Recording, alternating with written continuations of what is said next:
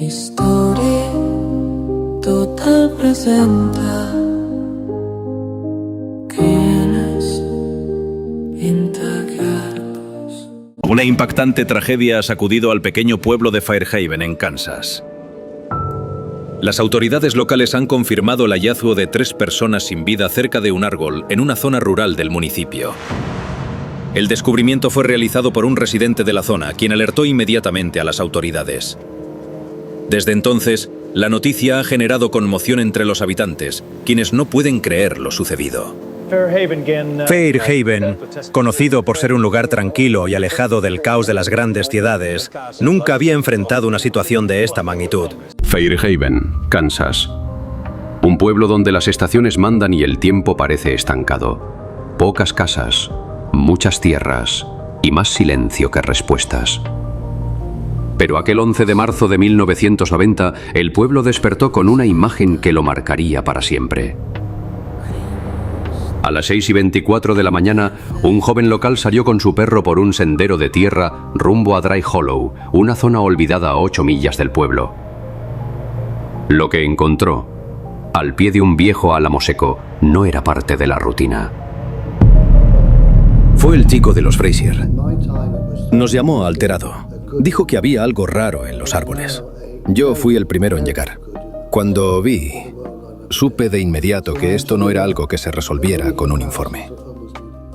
El árbol tenía 3 ramas gruesas. En cada una colgaba una figura inmóvil. No había señales de pelea ni de robo. Todo estaba en un silencio insoportable. 3 jóvenes, distintos entre sí, unidos por un final que nadie comprendía. Travis Dean Mays, 21 años, afroamericano. Trabajaba como mecánico. Vivía con su madre en el borde del pueblo. Ellie Thomas Brenner, 19 años, blanco, sin empleo estable. Pasaba días en la vieja estación abandonada. Julio Ernesto Villanueva, 20 años, de origen mexicano. Trabajaba cosechando maíz. Mandaba dinero a su familia en Sonora. Ninguno de ellos era conocido por problemas. No tenían antecedentes. No eran parte de un mismo círculo. La comunidad no entendía qué los había llevado a estar juntos esa noche, y mucho menos, por qué no regresaron vivos. Travis vino a la tienda un par de noches antes. Tenía la mirada distinta. Me dijo algo como, creo que la regué. No quiso decir más. Me quedé con la sensación de que estaba cargando algo. Las familias fueron informadas poco después del hallazgo. El forense del condado, Dr. Walter Krieg, examinó los cuerpos en la mañana. No se revelaron detalles específicos, pero se confirmó que ninguno falleció de forma accidental. La hora estimada fue entre la 1 y 3 de la madrugada. Las sogas usadas eran diferentes, como recogidas de distintas partes. Ninguna pista directa, ningún vehículo cerca, ningún testigo. Julio salió en la noche sin decir mucho. Solo dijo que volvía pronto. No se llevó su abrigo y eso me pareció raro. Era muy ordenado. Cuando no volvió supe que algo estaba mal, solo que nunca imaginé eso. El pueblo entró en un estado de pausa. Las tiendas cerraban más temprano. Nadie salía después del atardecer. La iglesia evitó tocar el tema en sus sermones. Nadie quería ponerle nombre a lo ocurrido. Pero todos lo sentían en el aire. Pasé por ese camino esa noche. Vi un coche estacionado, apagado. No era de aquí. Pensé que era un cazador. No me acerqué, no noté la placa. Y créame que lo lamento todos los días. Los funerales se realizaron en silencio. No hubo velas en las plazas, ni vigilias. Solo familias desconsoladas. Y un pueblo que prefería no mirar. La investigación no arrojó pistas firmes. Nadie fue arrestado. En Fairhaven todos se conocen. Pero aún hoy, hay alguien que no ha dicho todo lo que sabe. Alguien que vio algo y que aún guarda silencio. Esa noche alguien más estuvo allí. Pasaron semanas, luego meses. En Fairhaven, Kansas, el caso de los 3 jóvenes encontrados en el álamo se desvaneció entre susurros y miedo. Las autoridades no presentaron avances. El expediente quedó abierto, pero en pausa. Hasta que, en 1996, 6 años después, alguien rompió el silencio. Archivo de la oficina del sheriff. Llamada recibida el 12 de junio de 1996. Voz distorsionada. Grabación real. No puedo vivir más con esto. Esa noche, yo estuve allí. No lo vi todo, pero escuché más de lo que le vi. No me busquen, solo revisen el cobertizo viejo en Hollow Creek, detrás del molino. Fin de la llamada. Duración 47 segundos. La llamada fue rastreada a una cabina en Wichita, a más de 200 kilómetros de Fairhaven. La voz estaba distorsionada. No se registraron huellas. Pero por primera vez en 6 años, la investigación tenía una dirección. Hollow Creek, un paraje olvidado al otro lado del río Kansas. El molino abandonado llevaba décadas cerrado, la zona estaba cubierta de maleza, pero el cobertizo seguía en pie, casi oculto entre árboles. Lo que se encontró allí no resolvió el caso, pero lo complicó. En el interior del cobertizo hallamos una mochila deteriorada.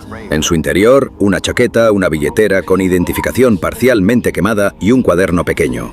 El nombre en la tapa, Eli Brenner. Eli Thomas Brenner, una de las 3 víctimas del caso del Álamo. Su familia juraba que no llevaba pertenencias esa noche, pero alguien más conservó esa mochila durante años. ¿Por qué? ¿Y quién? Eli nunca salía sin su cuaderno. Dibujaba ahí desde que tenía 13. No lo encontramos en sus cosas. Pensamos que lo había perdido. Saber que alguien lo tuvo tantos años después es una sensación difícil de explicar. A veces siento que estamos demasiado metidos en esto. Travis quiere irse, Julio también, pero no nos dejarán.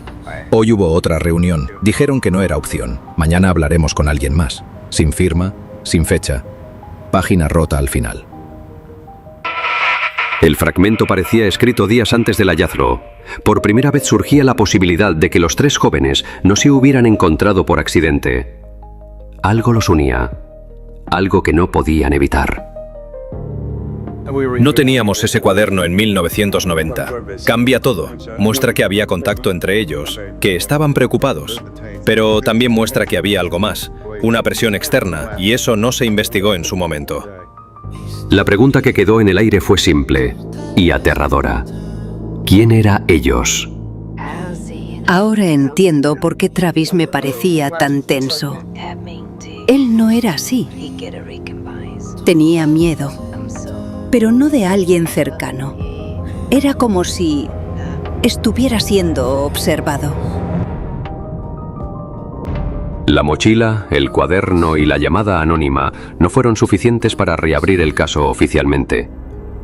Pero para las familias, para quienes seguían buscando respuestas, era una chispa de algo más, de que tal vez no estaban solos en sus preguntas.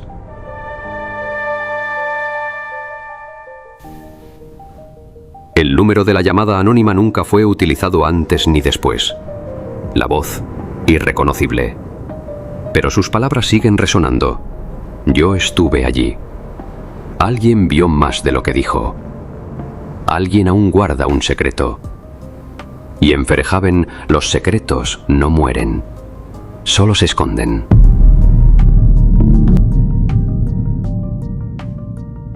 Haven, Kansas, año 1996. La llamada anónima del 12 de junio lo cambió todo.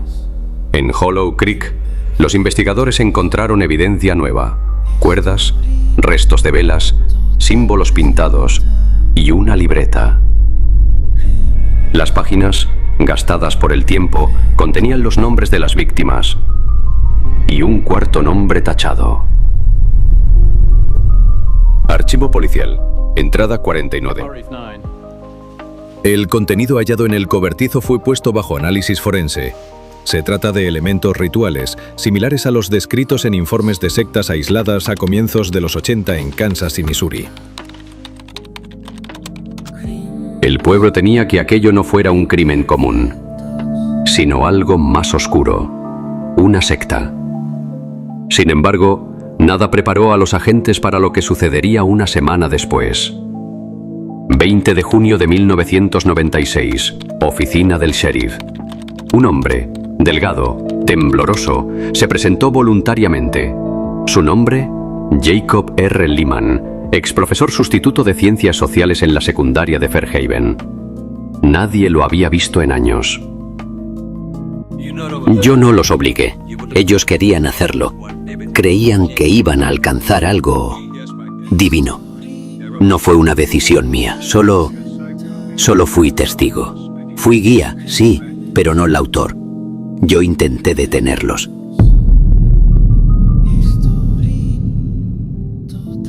Jacob habló durante más de 3 horas. Confesó que entre 1988 y 1990 había formado un pequeño grupo de jóvenes interesados en filosofías alternativas. Nada ilegal, en un inicio. Charlas sobre introspección, abandono del ego, vida después de la vida. Pero con el tiempo algo cambió. Extracto del diario de Jacob, página 22. Ellos comenzaron a hablar de cruzar al otro lado. Pensaban que la vida real era un error y que podían despertar. Según Jacob, los chicos, entre ellos Brian, Luke y Danny, fueron quienes propusieron el ritual. El álamo viejo fue elegido como el portal y la cuerda como símbolo de sacrificio. Sí, yo los escuché hablar de eso en 1990. Decían que la muerte no era el final, sino una salida. Pero creí que eran cosas de adolescentes raros. Nunca pensé que hablaran en serio. La noche del 3 de octubre de 1990, según el testimonio de Jacob, él fue al bosque a impedir el acto. Dijo haber llegado tarde. Los 3 ya estaban colgados. Extracto del interrogatorio. Sheriff O'Connor. ¿Por qué no llamó a la policía en ese momento? Tenía miedo. Pensé que me culparían. Sabía que mi silencio era cobarde. Pero 6 años cargando con esto es más castigo del que imaginan. Ellos cedían libros de ocultismo, pero también hablaban con respeto. Uno de ellos me dijo que la muerte era solo un paso. Pensé que era poesía. La libreta encontrada en Hollow Creek contenía mensajes escritos antes de la tragedia. Notas sobre el alma, dibujos de portales y una frase repetida. 3 abrirán el camino, el 4º lo cerrará. ¿Quién era el 4º? Jacob, según su propia versión. Análisis forense, no se encontraron signos de violencia en los cuerpos. Coincidía con suicidio por ahorcamiento. Las cuerdas eran antiguas y no había huellas ajenas en la escena. El fiscal del condado evaluó el caso. Tras revisar la evidencia y las confesiones, determinó que no existían elementos para imputar a Jacob por homicidio. Sin embargo, se le acusó por encubrimiento y manipulación de la escena del crimen. Me cuesta aceptarlo. No puedo creer que él quisiera eso. Pero si fue así, solo deseo que esté en paz. Y que nadie más pase por esto. El caso fue cerrado oficialmente el 4 de agosto de 1996. Jacob Lehman recibió una sentencia reducida por colaboración.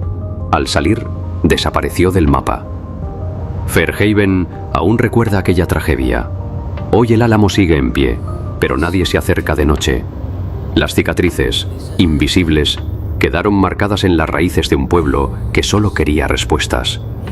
En la búsqueda de sentido, algunos pierden el camino, otros lo cierran para siempre.